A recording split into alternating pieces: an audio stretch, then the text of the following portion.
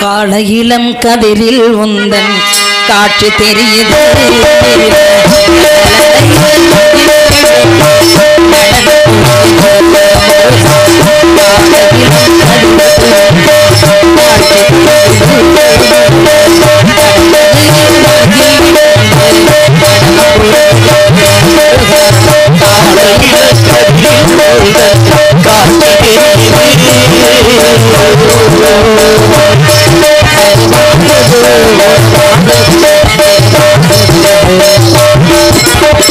காலகிலம்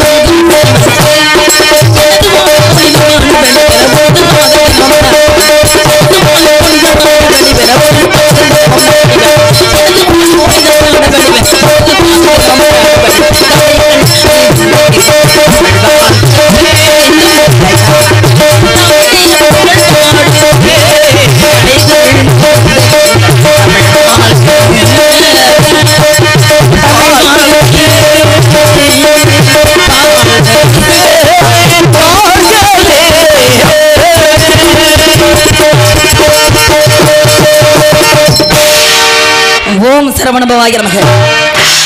ஓம் சரவணபவாய நமக. ஓம் சரவணபவாய நமக. பெற்றெடுத்த பெரியோரே, பிரியமுள்ள தாய்க்குளமே, கற்றறியா இந்த சின்னவளின் அதற்கான வணக்கத்தை உங்களுடைய பாதார பற்கமகள் சமர்ப்பிக்கின்றேன். வருவாண்டி தருவாண்டி மலையாண்டி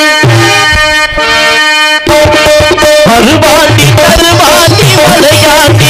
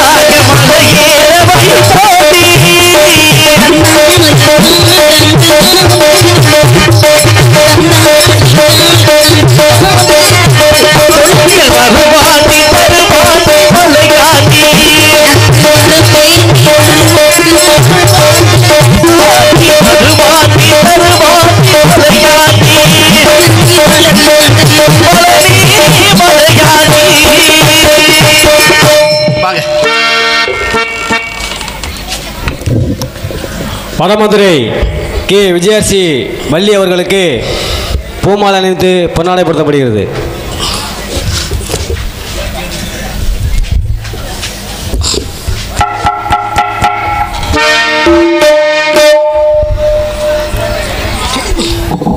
எனக்கு மாலை அணிவித்து கௌரவப்படுத்திய அன்னார் அவர்களுக்கும் விழா கமிட்டியாருக்கும் ஊர் பொதுமக்களுக்கும் மாலை அணிவித்து பொன்னாடை போற்றி கௌரவப்படுத்திய அனைத்து உள்ளங்களுக்கும் மனமார்ந்த நன்றி கலந்த வணக்கம்.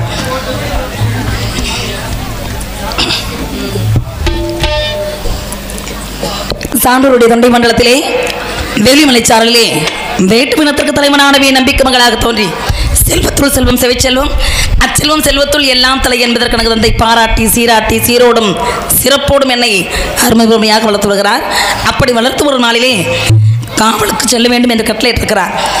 அந்த காவல் வெற்றிகரமாக அமைய வேண்டும், அதற்கு உறுதுணையாக எல்லோரும் இருக்க வேண்டும் என்ற காரணத்தினாலே என்னுடைய இஷ்டதெய்வமான முருகப்பெருமானை வணங்கி எந்த காரியமும் செய்ய வேண்டும் என்று சொல்லியிருக்கிறார் என்னுடைய தந்தையார். அப்பா சொன்ன பிரகாரம் காவலுக்கு செல்ல வேண்டும் என்றால் நீங்கள் எல்லோரும் ஒத்துழைப்பு கொடுக்க வேண்டும். என்னுடைய தோழிமார்களும் அண்ணன்மார்களும் வருவார்கள், அவர்களும் ஒத்துழைப்பு கொடுப்பார்கள். ஒரு தொழில் செய்ய வேண்டும் என்றால் அதற்கு முழுமையான ஒத்துழைப்பு கிடைத்தால்தான் எல்லாமே சிறப்பாக அமையும். அப்படி சிறப்பாக அமைவதற்கு அனைத்து ஒத்துழைப்பும் இங்கு கிடைக்கிறது, முழுமையாக கிடைத்து கொண்டிருக்கிறது. அதைவிட காவல்துறையினுடைய ஒத்துழைப்பு மிகவும் அருமையாக இருக்கிறது. ஏனென்றால் புகை புகாத இடத்தில் கூட காவல்துறை சென்று அதோடைய கடமையை செய்யும். யாருக்கு எவ்வளோ கஷ்டமாக இருந்தாலும் சரி, கட்டிய மனைவி பிரசவ வேதனையில் துடிச்சுக்கிட்டு இருந்தாலும் சரி, வானுக்கிட்டா உடனே போய் அவங்க அலுவலை பார்க்கணும், வேலையை பார்க்கணும். அப்படிப்பட்ட சிறப்பான ஒரு சிலர் நினைப்பாங்க, அந்த தொழிலை ஒரு சிலர் மோசமாக பேசுகிறேன் நான் கேட்டிருக்கேன். இருந்தாலும் அந்த துறையில் இருந்து பார்த்தா தான் தெரியும் அதனுடைய கஷ்டம் என்னென்று. ஆகையினாலே காவல்துறையினருக்கும் விழா கமிட்டியாருக்கும் அன்பிற்குரிய அன்னார் மிருதங்க வித்வான்னு சொன்னால் ஒரு சிலருக்கு பொருந்தாது, ஒரு சிலருக்கு தான் பொருந்தும். அந்த பொருந்தும் என்ற வகையிலே முதலிடத்தில் பிடித்தவர் எனது மதிப்புக்குரிய அன்னார் ராஜரத்னம் அவர்கள். அவர்களை பெயரை சொல்வதற்கு எனக்கு வயது இல்லை என்றாலும் உரிமை இருக்கிறது. ஆகையினாலே இந்த தொழிலாளி என்ற உரிமையாக சொல்லிக் கொள்வதற்கு ஆசைப்படுகிறேன். அப்படிப்பட்ட பெருமை மிகுந்த வாத்தியத்திலே ஒரு தனி திறமை படைத்த நாடக அமைப்பாளர் மிருதங்க வித்வான் அன்னார் ராஜரத்னம் அன்னாரசுடைய சார்பாகவும் மதிப்புக்குரிய அன்னார் மயக்குள மாதவன் அவருக்குன்னு ஒரு தனி சிறப்பு தேடியிருக்கார். ஏன்னா எல்லாருமே தான் வந்து தொலைக்காட்சியிலே இப்படி யூடியூப் எடுக்கிறேன்னு சொல்லி எதையோ போடக்கூடாதெல்லாம் போடுறாங்க. எதை வந்து போடணுமோ அதைத்தான் அதில் போடணும், அப்போ தான் பெருமை கிடைக்கும். அதுக்குன்னு ஒரு மரியாதை இருக்குது. தொழிலில் இருக்கிற மரியாதையை காப்பாற்றிக்கணும் அப்படிங்கிற தனி திறமை படைத்து அந்த காலத்தில் இருந்து நடித்தவங்க எல்லாருடைய திறமையையும் வெளிக்காட்டி அதை கொண்டு வந்து எல்லோரும் இப்பொழுது பார்க்கும் அளவிற்கு திறமையை வெளிப்படுத்தி கொண்டிருக்கிற தன்னுடைய தொழிலே தனித்திறமை. எத்தனையோ யூடியூப் வந்துருச்சு. அப்போ வந்து யூடியூப் கிடையாது. அப்போ உள்ள நாடகங்களை ஒவ்வொருத்தர் இடமா சென்று யார் சிறப்பாக நடித்தவங்க அவங்களுடைய நடிப்பில் நீங்கள் ஏதாவது எடுத்து வச்சுருக்கீங்களா அப்படின்னு கேட்டு அதை ஒளிபரப்பக்கூடிய பாசத்திற்குரிய மாயக்குள மாதவன் அன்னார் அவர்களுக்கும் எங்களுடைய சார்பாகவும் எங்களுடைய கலை குடும்பத்தின் சார்பாகவும் மனமார்ந்த நன்றி கலந்து வணக்கம்.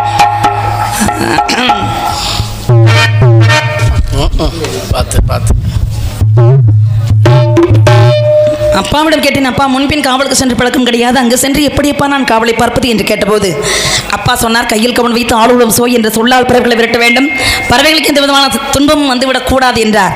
அப்பாவிடம் கேட்டேன், அப்பா நம்மிடத்தில் எத்தனையோ பேர் இருக்கிறார்கள், செருவென்றவர், படை கண்டவர், திறம் கொண்டவர் எல்லாம் இருக்கும் பொழுது நான் ஏன் காவலுக்கு செல்ல வேண்டும் என்று கேட்டபோது அப்பா சொன்னார், இது தொன்று தொட்டு வந்த வழக்கம், ஆண்கள் வேட்டையாடுவதும் பெண்கள் காவல் உரிமையோட குல வழக்கம், அந்த குல வழக்கத்தை மாற்றக்கூடாது என்றார். சரிங்கப்பா, இதுதான் காரணமா? எத்தனையோ பிரார்த்தனைகள் செய்கிறார்கள். பால் காவடி, பன்னீர் காவடி, புஷ்ப காவடி, இளநீர் காவடி, இப்படி காவடி எடுக்கிறார்கள். பெண்கள் எல்லாம் விரதம் இருந்து அங்க பிரதட்சணம் செய்கிறார்கள், அழகு குத்துகிறார்கள். சிலாவிலே இப்பொழுது சிரமம் இருக்கிறது என்பது யாருக்கும் தெரிந்திருந்தாலும் கூட தன்னுடைய சிரமத்தை காட்டிக்கொள்ளாது. விழாவிலே சிலா குத்தி தன்னுடைய பக்தியை வெளிப்படுத்திக் கொள்கிறார்கள். இப்படியெல்லாம் பிரார்த்தனைகள் இருக்கும் பொழுது ஏனப்பா என்னை காவலுக்கு செல்ல சொல்கிறீர் என்று கேட்டேன். அப்போது சொன்னேன், தொன்று தொட்டு வந்த வழக்கமாக இருந்தாலும் உனக்கென்று ஒரு பிரார்த்தனை வைத்திருக்கிறேனார். என்னப்பா பிரார்த்தனை? எதுக்குன்னு கேளுமானார். சொல்லுங்கப்பான்னே. எனக்கு 7 ஆம்பளை பிள்ளைங்க, ஒரு பொம்பளை பிள்ளை கூட கிடையாது. அப்படி பொம்பளை பிள்ளை இல்லாத வீடு, புண்ணியம் செய்யாத வீடு, பாக்கியம் செய்யாத வீடு, துன்பம் தான் நிறைஞ்சிருக்குமா, இன்பமே இருக்காதான். ஏன் அப்படின்னா 5 வயசு ஆயிடுச்சு அப்படின்னா அக்கம் பக்கத்தில் விளையாடுவாங்க, 10 வயசு ஆயிடுச்சுன்னா பக்கத்து தெருவில் பார்க்கலாம், 15 வயசு ஆயிடுச்சுன்னா ஆள் வச்சு தேடணும். ஐயோ அம்மா என் பிள்ளைய பார்த்தியா, என் பிள்ளை பார்த்தியா, இங்கே தானே இப்போ பார்த்தேன், கொஞ்ச நேரத்துக்கு முன்னாடி ஏதாவது சத்தம் கேட்டுச்சு, சண்டை வந்துச்சாம்ல, என் பிள்ளைய காணா, ஓன் பிள்ளை, இப்படி தேட வச்சுருவாங்க. அது மட்டும் இல்லை, இப்போ வயது முதிர்ந்தவர்கள் வேலைக்கு போகிறாங்க, வீட்டுக்கு வர்றாங்க அப்படின்னு சொன்னால் அவங்க வர்றதுக்குள்ளே வீடு வாசம் எல்லாம் சுத்தம் செய்து 6 மணிக்கெல்லாம் விளக்கேற்றி வச்சுட்டு அப்பா வரலையே அம்மா வரலையேன்னு தேடிட்டு இருக்குமா பொம்பளை பிள்ளைங்க. அப்படி வந்த உடனே தண்ணி வந்து கொடுக்குமா. அப்படி குடிக்கும்போது ரொம்ப சந்தோஷமாக இருக்குமா. பட்ட பொழுதுக்கும் பட்ட துன்பங்கள் எல்லாமே மறந்து போயிடுமா. ஆனால் ஆம்பளை பிள்ளைங்க வந்து இவங்க தேடுவாங்களாம் காணம்னு. அதனால் அந்த துன்பத்தை அதை நீக்கணும், துயரத்தை நீக்கணும். அது மட்டும் இல்லை, மகாலட்சுமி குடியிருக்கணும் அப்படிங்கிறதுக்காக முருகப்பெருமான்கிட்ட வேண்டிக்கிட்டேன். முருகப்பெருமானே, எனக்கு ஒரு குழந்தை பொம்பளை பிள்ளை வேணும். அது உன் மூலமாக கிடைத்தாலோ அல்லது இனிமேல் அதாவது கடவுளை நம்பினோர் கைவிடப்படார் என்று சொல்லுவார்கள். எத்தனை வயதானாலும் இனிமேல் என் மூலமாக பிறந்தாலோ அந்த பெண் குழந்தையை நான் வளர்த்து ஆளாக்கி புதிதாக காடு வெட்டி திணை விதைத்து அந்த திணை அறுக்கும் தருவாயில் இருக்கும் பொழுது என் பிள்ளையை அனுப்பி காவல் செய்ய செய்து பிள்ளையினுடைய கையாலேயே திணையையும் அறுவடை செய்ய செய்து உனக்கு படைக்க செய்கிறேன் முருகான்னு வேண்டிக்கிட்டேன். அந்த வேண்டுதல் நிறைவேறணும். அப்படின்னா நீ போகணும் மானார். அதுக்கு மேலே பேசலாமா? தாயிற் சிறந்த கோவிலும் இல்லை, தந்தை சொல்மிக்க மந்திரம் இல்லை என்பதற்கு அப்பாவின் கட்டளைப்படி காவலுக்கு செல்கிறேன். அதற்கெல்லாம் அந்த முருகன் உறுதுணையாக இருக்க வேண்டும் என்றால் காலையிலும்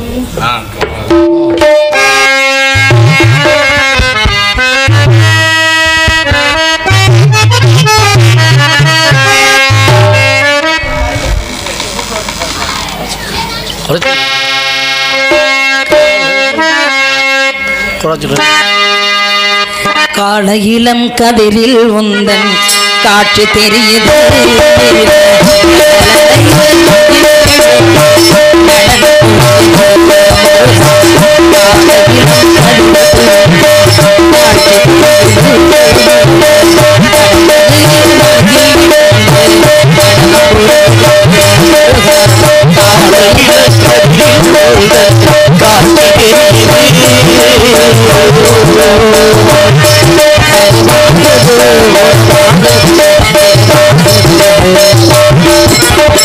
காலையிலம்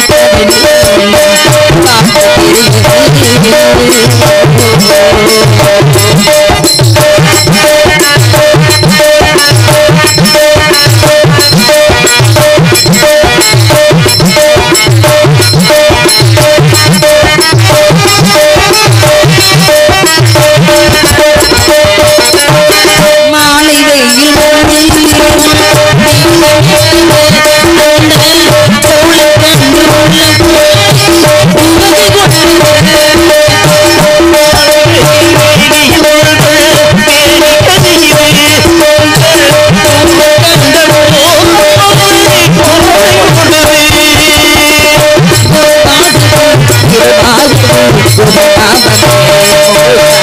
காலையிலும் கதிரிலும் உள்தன் காட்சி தெரியுது கடலையில் மகிழ்ந்தே நடன புரியுதே முருகா காலையிலும் கதிரிலும் உள்தன் காட்சி தெரியுதே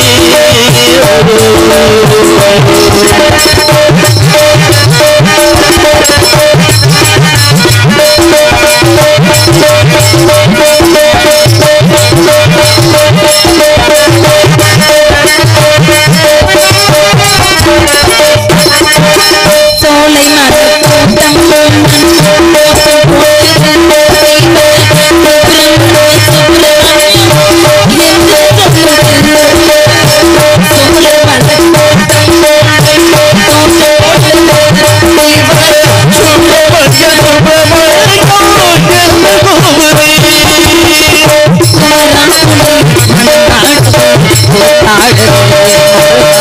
காலையிலும் கதிரிலும் உள்தன் காட்சி தெரியுதே கடலையில் மகிழ்ந்தே நடன புரியுதே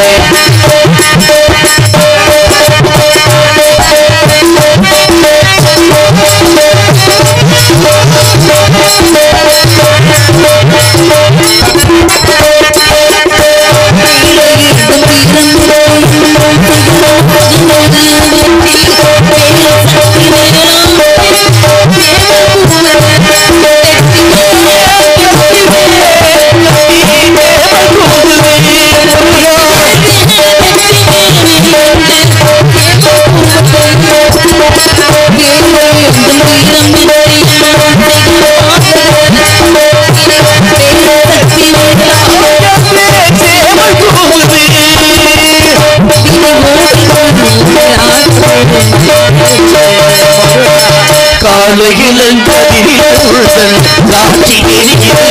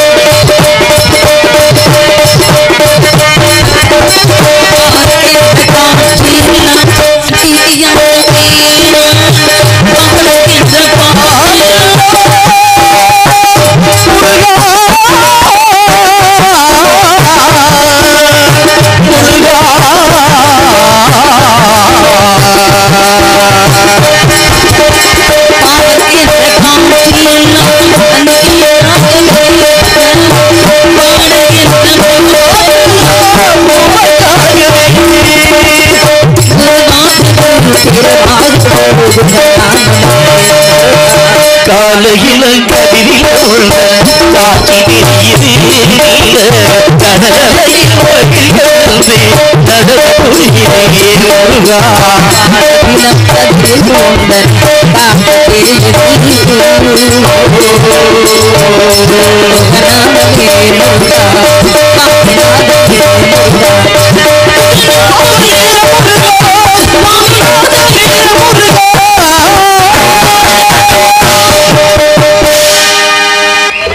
நன்றி நன்றி. கைதட்டி அன்பு உள்ளங்களுக்கு மனமார்ந்த நன்றி. இப்படி முருகப்பெருமானுடைய கிருபை எங்களுக்கு முழுமையாக கிடைக்கும் என்ற நம்பிக்கையோடு காவலுக்கு புறப்படலாம் என்றால் எங்கள் அண்ணனும் தோழியும் என் மேலே ரொம்ப வருத்தமாக இருக்காங்க. என்ன காரணம்னு புரியல. என்னப்பா உனக்கு என்னப்பா பிரச்சனை? இத்தனை பேர் பேசாமல் இருக்காங்களே, ஒன்னால சும்மா நடக்க முடியலையா? ஏந்தாங்க பொறுமையா கண்ணை மூடி நினைச்சு பாரு, நல்லா தெரியும். ஆமாம், கடவுளே கண்முன்ன தெரிவார். ஆமாம், அதுக்கு மேலே ஒன்றும் செய்ய முடியாது, எனக்கு தெரியுமே. அதான் பார்க்க தெரியுதே. இத்தனை பேர் பெரியவர்கள்லாம் பேசாமல் இருக்கையில் வாய் சும்மா இருக்க மாட்டேங்குதே. நான் என்ன பண்ணுவேன்? எல்லாம் அவன் படுத்துகிற பாடு. நீ என்ன பண்ணுவ? தூக்கி கொண்டு மூலையில் போடு. கிடக்கட்டும், ஆட்டி விட. ஆமாம், இப்படிப்பட்டவங்க இங்கேயும் சும்மா இருக்கிறதில்ல, வீட்டில் போய் சும்மா இருக்கிறதில்ல. அதான் சின்ன பிள்ளை மாதிரி இருக்கார்ல, அவர் வேலையை காமிப்பார்ல. அப்புறம் அதாவது மனசு வந்து சின்ன பிள்ளை மாதிரி இருக்குது. பூர்வம் காட்டி கொடுத்துரும்ல. 50 வயசு மாதிரியா இருக்கு, 5 வயசு குழந்தை மாதிரி அவர் விஷாம புலம்புறாரு. நல்லா இருக்கட்டும், நல்லா இருக்கட்டும். இறைவனுடைய அருளாலே எல்லாருமே நல்லா இருக்கணும். ஒரு சிலர் வந்து தேர் திருவிழாவுக்கு மட்டும்தான் இப்படி இருப்பாங்க, அப்புறம் மற்ற நேரத்தில் நல்லா இருப்பாங்க. ஒரு சிலர் வந்து எந்த நேரமும் இப்படியே தான் இருப்பாங்க. அப்படி இல்லைன்னா அவங்களுக்கு பைத்தியம் பிடிச்ச மாதிரி ஆயிரும். ஆமாம், அப்போ வந்து அவன் வடிவேல் அதையும் சொன்னேன், மணிமேகலையும் அதே சொன்னான், அப்புறம் நானும் அதையே சொன்னேன். என்னடா வர்றவங்க இப்படியே சொல்கிறாங்களே, ஏன் நம்ம என்ன கெடுதல் பண்ணணும்னு நினைப்பாங்க. சொல்லலாம். இப்போ மகாபாரதம் வந்திருக்கு அப்படின்னு சொன்னால், அந்த மகாபாரதம் வந்து எதுக்காக வந்துச்சு? சூதாடக்கூடாதுங்கிறத காமிக்கிறதுக்கும், இந்த மது போதை கூடாதுங்கிறத காமிக்கிறதுக்கும், தம்பி சண்டை போட்டுக்க கூடாதுங்கிறத காமிக்கிறதுக்கும் வந்துச்சு. இப்போ ஐயோ தொட்டியில் போட சொன்னால் நீங்கள் எப்படி கீழே தண்ணி தொட்டியில் போட்டுறாதீங்க, அவ்வளோதான் முடிஞ்சு போச்சு. கடவுளே கடவுளே, கையுங்காலு பாருங்க. ஆம்பளை பிள்ளையா விரப்பு போகுதா? போக நீங்க மல்லு கட்டி உங்களுக்கு முடியாம போயிட போகுது. வந்திருக்கு அந்த பக்கம். இவங்களுக்கு இப்பதான் ரொம்ப வீராப்பு அதிகமா இருக்கும். ஒண்ணு கை காலம் விரைக்குது பாருங்க. இன்னும் அங்கங்க தொடாதீங்க, போச்சு சிங்கிட்டு வருங்க. அந்த மாதிரி இந்த மாதிரி தவறுகளை செய்யக்கூடாது என்பதற்கு உதாரணமாக இருந்தது மகாபாரதம். ஒருவனுக்கு ஒருத்தின்னு வாழணும் அப்படிங்கிறத காமிக்கிறதுக்கு இருந்தது வந்து ராமாயணம். இப்படி ராமாயணத்தையும் மகாபாரத்தையும் எத்தனை தடவை சொன்னாலும் ஒரு சிலர் வந்து திருந்தவே மாட்டாங்க. திருடராய் பார்த்து திருந்தாவிட்டால் திருட்டை ஒழிக்க முடியாதுன்னு. தவறு என்பது தவறு செய்வது, தப்பு என்பது தெரிந்தே செய்வது. தெரிஞ்சு செய்கிறவங்களும் ஒன்றுமே பண்ண முடியாது. ஆனால் எல்லாமே கெடுதல் தான், உடம்புக்கு கெடுதல் தான். தெரிஞ்சே செய்கிறவங்களும் என்ன பண்ண முடியும்? ஒன்றும் செய்ய முடியாது. அப்படி என்னுடைய அண்ணனும் தோழியும் ஏன் வருத்தத்தில் இருக்காங்க அப்படின்னா, ரொம்ப நாளாக வந்து ஆசைப்பட்டுக்கிட்டே இருந்திருக்காங்க. காதல் இவங்களுக்கு இதில் ஒரு காதல். திருவிழா அன்னைக்கு தண்ணியை போட்டு நாடகத்துக்கு எடுக்கணும் அப்படின்னு அது மேலே ஒரு பைத்தியம், காதல். அப்புறம் ஒரு சிலருக்கு வந்து யார் வந்தாலும் சரி போனாலும் சரி கண்டுக்கவே விடாது, குப்பரை அடித்து படுத்துடணும். அவங்களுக்கு இந்த மந்தையில் ஒரு காதல். அப்புறம் இவங்களுக்கு எல்லாம் என்ன பண்ணாலும் சரி நம்ம நாடகத்தை பார்த்துட்டே போயிடணும் அப்படின்னு நாடகத்துக்கு மேலே ஒரு காதல். எங்கள் அண்ணனுக்கு எங்கள் அண்ணி மேலே காதல், அது வாழ்க்கை காதல். எனக்கு உங்களை மாதிரி இசை மேலே காதல். இசைக்கு மயங்கி இறங்கி வருவது இறைவனுடைய மனம்னா யாரு இருக்கு? இதெல்லாம் அதுக்கப்புறம் தானே. இது வந்து பிறவி பெருங்கடல் நீந்துவர் நீந்தார் இறைவனுடைய சேராதார்னா, இந்த பிறவி பெருங்கடல் நீந்துவதற்கு எனக்கு இறைவன் கொடுத்த வரம். என்னையே அர்ப்பணித்துக் கொண்டது இசைக்கு மட்டும்தான். அதுக்கப்புறம் தான் மற்றது எல்லாமே.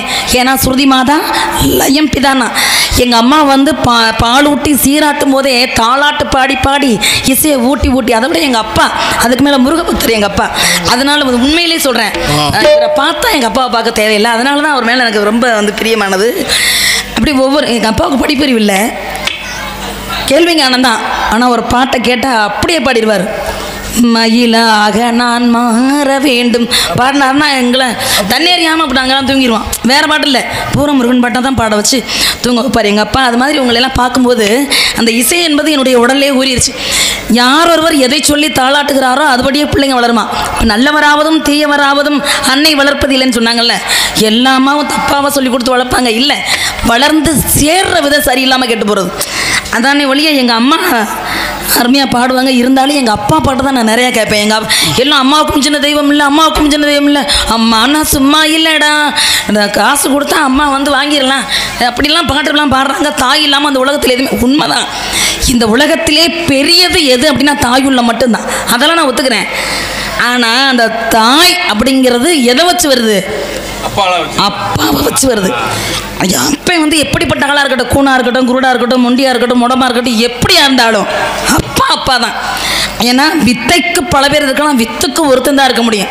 அப்படிப்பட்ட அந்த வித்துக்கு ஒரு ஆள் இருக்கும்போது அந்த வித்துக்கு மதிப்பு கொடுத்து அப்பாவை அம்மாவை நீங்கள் காலில் விழுந்து கும்பிடாட்டியும் அவங்க மனசு நோகாமல் நடந்துக்கிட்டாலே போகிற காரியம் நல்லா இருக்குமா?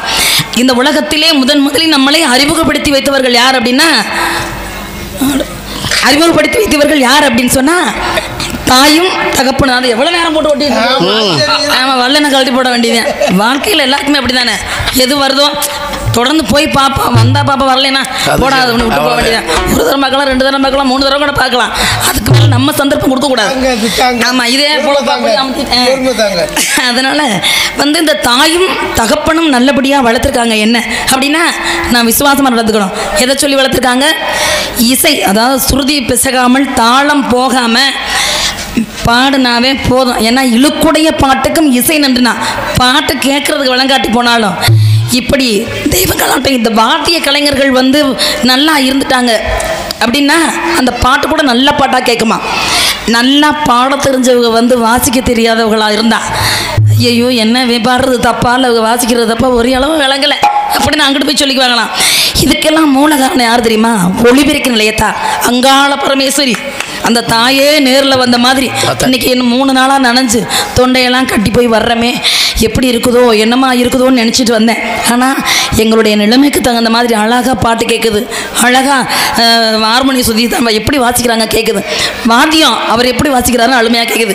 இந்த அவர் ஆல்ரவுண்ட் எப்படி தாளம் முதற்கொண்டு எப்படி வாசிக்கிறாங்கன்னா அழகாக தெளிவாக பிரித்து கேட்குது. இவர் சிலர் வந்து அந்தரத்தில் வந்து 60 பாக்ஸ் தொங்கும், அத்தை தண்டிக்கு எல்லாம் போட்டு உழப்பிக்கிட்டு ஒன்றுமே கேட்காது. ஆனால் அப்படி இல்லாமல் எல்லாம் சிறுக கட்டி பெருக வாழ்னு சொல்லுவாங்க. பொருள்கள் கொஞ்சமாக வச்சுருந்தாலும் துல்லியமாக இதுக்கு இவ்வளோ போதும். ஏன்னா இவ்வளோ பரவலாக இருக்கிற இடத்துல இவ்வளோ பாட்டு கேட்குமாங்கிறது சந்தேகமாக இருந்தது.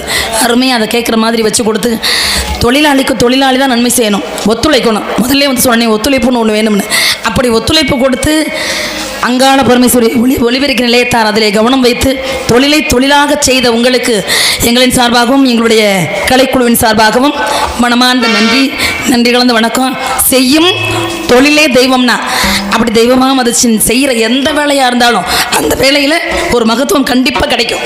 அப்படி ஒரு மகத்துவம் கிடைக்கும்னு நினச்சி நீங்கள் வந்து அதை செஞ்சீங்க அப்படின்னா ஒரு நேரம் இல்லாட்டியும் எல்லாரும் ஒரே மாதிரி கிடைக்காட்டியும் ஒரு நேரம் கண்டிப்பாக கலைவாணி பெரிய அம்சத்தில் காப்பாற்றி வச்சுருப்பா. இவங்களை மாதிரி எவ்வளோ சிரமமாக இருந்தாலும் வெளியில் சொல்லாமல் வந்த பொழப்பை 10 பேர் பொழப்பை காப்பாற்றணும். நம்ம குறை சொல்லி என்ன பண்ணுறதுன்னு பேசாமல் மனசுக்குள்ளே வச்சுக்கிட்டு சேர்ந்தாலும் சேர்த்தேன் சேராட்டையும் சேர்த்தேன் அப்படின்னு கலைஞர்களை காப்பாற்றி கொடுக்கக்கூடிய இசைக்கலைஞர்கள் அனைவருக்குமே மனமார்ந்த நன்றிகள். நீங்கள் பல்லாண்டு காலம் எந்த நோய் நொடியுமே இல்லாமல் கலைவாணியுடைய அருளால் என்னுடைய முருகப்பெருமானுடைய அருளால் நல்லா இருக்கணும் மனசார நான் வந்து வேண்டிக்கிறேன். அதுதான் எனக்கு ரொம்ப பிடிக்கும் உங்களை எல்லாரையும். என்னப்பா அப்போ நமக்கு அவையோட உட்காந்துருக்காரு போல இருக்கு, இருந்திருந்து வாயை திறந்தாலும் அன்னைக்குமே அப்படி எங்கள் அப்பா வந்து சொல்லிட்டாரு, எங்கள் அண்ணனை கூப்பிட்டுட்டு வயசுக்கு வந்த பொம்பளை பிள்ளை வீட்டில் இருக்கு. அப்படி இருக்கும்போது நீ வந்து ஆசைப்படுறேன் காதலிக்கிறேன் இந்த மாதிரி வேலையெல்லாம் போகக்கூடாது, காதலி வேணான்னு சொல்லலை. எறும்பிலிருந்து 84 லட்சம் ஜீவராசிகளும் காதலிக்குது, இதில் வந்து காதலிக்காத அப்படின்னு சொல்ல முடியுமா? சொல்லக்கூடாது. நான் சொல்லலை. ஒன்று வயசு வரும்போது அந்த நேரங்காலம் வரும்போது கண்டிப்பாக நான் அதே பிள்ளைய கல்யாணம் முடிச்சு வைக்கிறேன், தங்கச்சி கல்யாணம் முடியட்டும்டான்னு சொல்ல. எனக்கு வயசு என்ன இப்போ 13 வயசு, எங்கள் அண்ணனுக்கு வயசு என்ன 25க்கு 27க்கு மேலே போயிடுச்சு. அவன் அனுபவிக்கிற வயசை தாண்டிட்டா. ஐயோ இதுக்கு மேலே போனால் என்ன போகாட்டின்னு வெறுப்பு தட்டிருமில்ல. அப்படி இருக்கும்போது இந்த பிள்ளை வந்து ஏன்டா 7 கடைசியில் பிறந்துச்சுன்னு கொஞ்சம் வருத்தம். இப்போ காவலுக்கு போக சொல்லிட்டோன்னே சந்தோஷம். ஏன்னு கேளுங்களேன், எங்கள் வேலை வர காட்டுக்குள்ளே போய்தான். என்ன வேலை? காட்டுக்கு போவோம், காவலை பார்ப்போம், மனசுக்கு பிடிச்சவங்க வந்தால் கூட்டிகிட்டு ஓடுவான். இதை அம்மி விதிச்சு அருந்ததி பார்த்து கொட்டு முளை கூட சொன்னு தாலி கட்டினா எங்கள் சாதியில் ஏற்றுக்க மாட்டான். பொண்ணு வீடு மாப்பிள்ளை வீடு பார்க்குறது, மாப்பிள்ளை வீடு பொண்ணு வீடு பார்க்குறது, அப்புறம் வந்து இந்த தட்டு மாற்றுறது, அந்த வேலையெல்லாம் எங்களுக்கு ஆகவே ஆகாது. அந்த ஜோடினா இல்லை, அதெல்லாம் எங்களுக்கு வேண்டாம், அது எங்கள் சாதியில் தள்ளி வச்சுருவா வேண்டாம்னு. அப்படி செஞ்சுட்டாங்க, யாராவது வந்துட்டாங்க அப்படின்னு சொன்னால் அப்போ நீங்கள் எங்கள் ஆளுகளில் வேற ஆளு வெளியே கொண்டுருவாங்க, ஓடி போயிரு. ஆமாம், அது வந்து எங்கள் கலாச்சாரத்தில் அது கிடையாது. கழுவு மனம் புரியறது, கூட்டிகிட்டு ஓடுறது. காட்டுக்கு போகிறோம்னு சொன்னுங்க அண்ணே, ரொம்ப சந்தோஷமாயிட்டார். அப்போ எங்கள் அண்ணியா வரப்போகிறேன், அவ்வளோ சந்தோஷம். பார்த்துட்டு போயல என்ன பாடு எடுத்திருப்பாங்க அண்ணன். ஐயோ அப்போ சுப்பையெல்லாம் சிக்கனா செத்தாங்க. அவ்வளோ ஒளிஞ்சிட்டேன் ரசிக்கும் சீமானே, ஓ ரசிக்கும் சீமானே வாஞ்சோ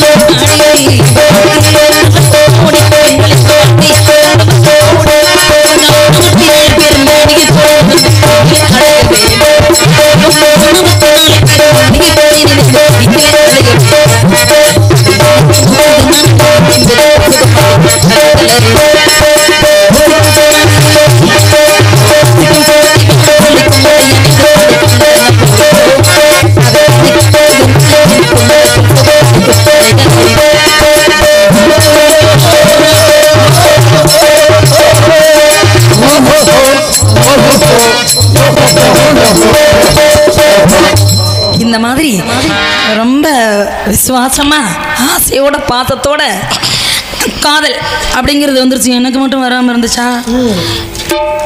மனசுக்குள்ள வந்துருச்சு, இருக்குது, வெளியில சொல்ல முடியல, சொல்லவும் முடியல. சொல்லத்தான் நினைக்கிறேன், முடியவில்லை.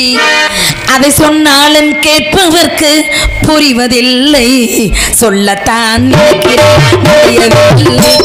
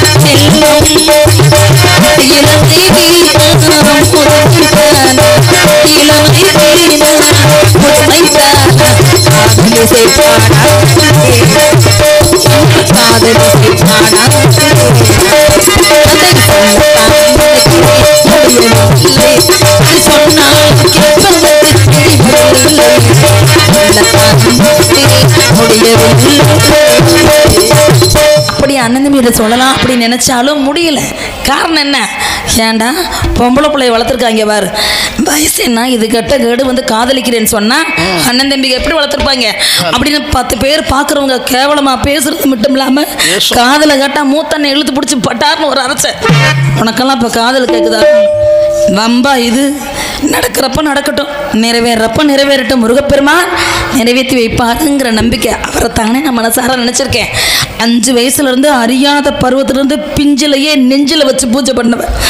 ஏன் என்னுடைய ஆசை நிறைவேறுமா? நம்ம ஆசை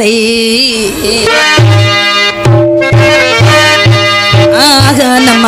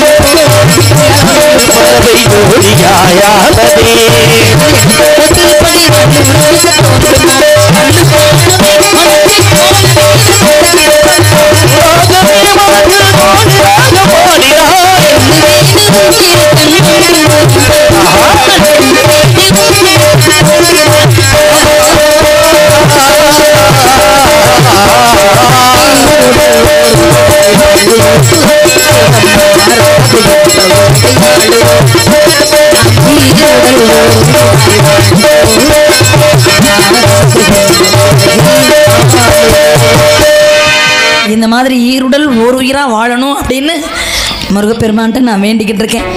என்ன காரணம் அப்படின்னா, நான் கொஞ்சம் விளையாட்டுத்தனமாக நினைக்காம இருந்ததுனால என்னை பூலோகத்திலே மானுட ஜென்மத்திலே பிறக்க வைத்து துன்பத்தில் உழ வைக்காதே முருகா, சீக்கிரம் என்னை ஏற்றுக்கொள்ள வேண்டும், இந்த பிறவிக்கு முக்தி கொடுக்க வேண்டும் முருகா அப்படின்னு வேண்டியிருக்கேன். நடக்கும்னு நினைக்கிறேன். தோழி வருகிறாள், நல்லதே நடக்கட்டும் எதிர்பார்க்கிறேன். எத்தனை இருந்தாலும் நம்ம பிறந்தோம் ஏதோ வளர்ந்தோம் ஏதோ போய் சேர்றோம் அப்படின்னு இல்லாமல் எதற்காக பிறந்தோம், எதற்காக வளர்ந்தோம், எதற்காக வாழ்ந்து கொண்டிருக்கிறோம். இந்த பூலோகத்திலே நம்முடைய பெயரும் புகழும் நிலைக்க வேண்டும் என்று போராடியவர்கள் யாரு? நம்முடைய அருமை சிங்கங்கள் மருதுபாண்டியர்கள். இப்படித்தான் இருக்கணும், இப்படிதான் வாழணும். அவருடைய பேர் உலகம் உள்ளவரை. ஏன்னா ஏதாவது அந்த பஞ்சபூதங்களுக்கு கட்டுப்பட்டது உலகம். இந்த பஞ்சபூதங்கள் நீரால், நெருப்பால், காற்றால், பூமியால், ஆகாயத்தால் ஏதோ ஒரு காரணத்தால் உலகம் அழியும். அந்த அழியும் தன்மை வரும் வரையிலும் நம்முடைய பெயரும் புகழும் நிலைத்திருக்க வேண்டும். பேராசை படிச்சுக்கிட்டு ஏதோ சொத்தை சேர்க்கிறோமா, காசு பணத்தை வச்சுருக்கோமா, வாழ்ந்தமா போனமா இல்லாமல் பிறருக்காக தன்னுயிரையும் கொடுத்து வாழ்ந்தவர்கள் யார் அப்படின்னா மருதுபாண்டியர்கள். அவருடைய பெயரையும் நாமத்தையும் சொல்லி கொண்டிருந்தாலே போதும், பூர்வ ஜென்மத்தில் செஞ்ச பாவம் கூட தொலைஞ்சு போயிடுமா. ஏன்னா ஒவ்வொரு யுகத்திலையும் ஒவ்வொரு தெய்வங்கள் பிறந்திருக்குது. அது மாதிரி அந்த யுகத்திலே, கலியுகத்திலே தெய்வங்களாக பிறந்தவர்கள் இவர்கள். அப்படி அந்த தெய்வங்களாக பிறந்தவர்களுடைய பெயர் நாமத்தை சொல்வதற்கு நாம் கொடுத்து வைத்திருக்க வேண்டும் இல்லையா? கண்டிப்பா. தன்னானே நானே நன்னே, தன்னானே நானே வந்து ரொம்ப நேரம் ஆயிடுச்சு. சும்மா ஒரு கதைகள் மட்டும் படிச்சுட்டு போனான்னு நினைக்கிறேன். தன்னானே நானே நன்னே, தன்னானே